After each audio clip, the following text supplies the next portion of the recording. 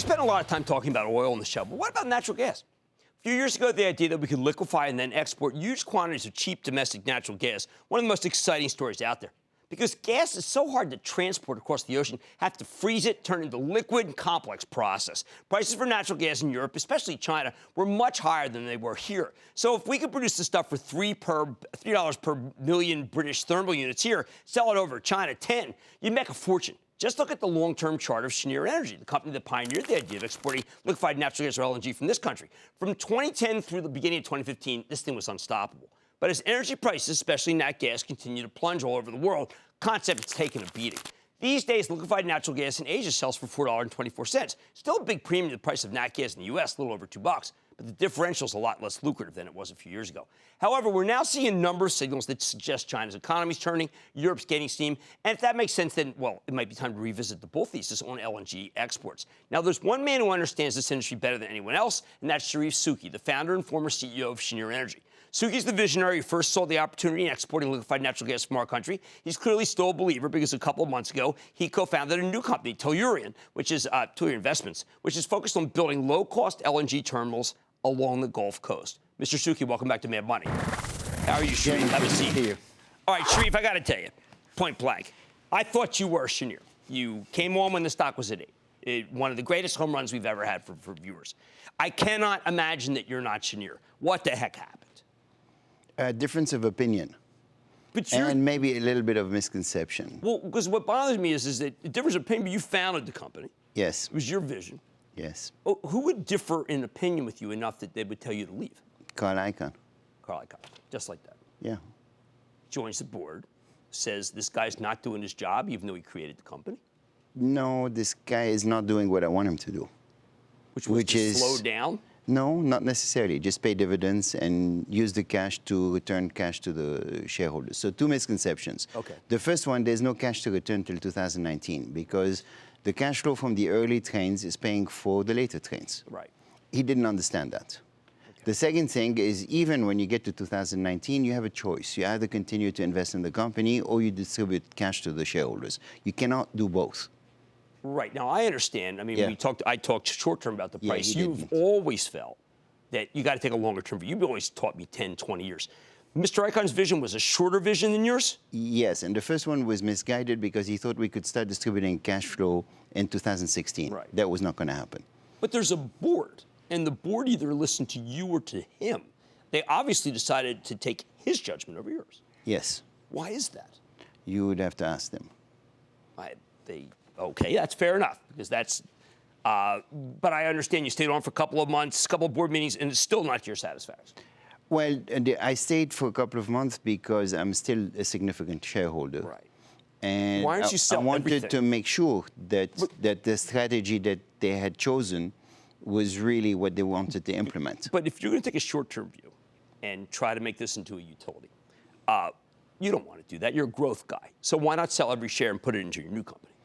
Some of the shares I can't sell because I won't get vested for another year or two. Okay. And it wasn't, did Icahn say you were just making too much money and I just want this guy out of my face? Not a single time. No. He does not want to distribute cash to the shareholders. We disagree. So on an amicable basis... It was amicable. Yes. You have a different view of what you want to do. You'd be better off going and doing something else. Okay, so now your new company is going back to the original plan of a long-term view, because these countries don't have a lot of natural gas and the price is going to fluctuate, but it's better to lock in with you than it is to be able to wing it. Well, I had been working with Martin at Cheniere for 2 years to develop a better mousetrap. Right. Not significantly better, but slightly better. And we had identified some opportunities that we thought we could do together. So not only did the board decide, and Mr. Icahn decided that they didn't want to do what I wanted to do, they also didn't want to continue to fund Martin. So they made both of us free agents. Martin Houston used to be BG, very, very, very accomplished oil and gas man. Yes. Now, you are... So the opportunity was there. But you're directly... I mean, you even announced your company on a day, what would have been a day where I would have been down smashing a champagne bottle, right? I wasn't invited. Well, okay, I had the edge on you there. Now, again, I'm trying to understand corporate America a little here, because you built the company. Yes. And why would you buy the stock? Why did he buy the stock? Fully knowing what your vision is, which is the vision for your new company, a long-term colossus that takes a huge, maybe even as much as 5% of natural gas and makes a fortune off of it. Well, I mean, you remember, the world has changed. So a year ago, maybe 18 months ago, Right. you remember that some companies, especially in the MLP space, had convinced the world that you could distribute cash flow and at the same time grow. Right. And so they had the illusion that maybe you're justified at 25-time multiple if you distribute cash flow and somehow continue to manage to grow. Right. I always held that that is not a sustainable business model, Right. that you could not do this forever. And therefore, I determinedly wanted to continue to reinvest the cash into the business. Right, well, you've been completely consistent with us, which is that this is a long-term business. Now, you've raised $24 million for new company, but at the same, and Bechtel's going to be involved, but at the same time, you've also said it's billions of dollars that you need to I've get raised this going. $24 million from outside investors, and I've invested 15, so we're at $40 million now. So you got the greenfield. Yes. You still believe that even though prices have come down, that it's the right thing to do. Yes. And do you suspect that you will have any problem raising all the big capital you need? Because it is, as you taught us, a hugely it's a very capital-intensive business, what you want to do. Well, if you remember, Jim, last time I came to see you, the first time in 2010-11, I was almost bankrupt, and Right. I had $700 million of debt. It's a lot easier this time. Very fair. Talk us about the world. Oil's come down. When oil was much higher, you told us it could be cut in half. It came on, no one else believed you. You predict long-term that natural gas is going to be in short supply, except for in this country.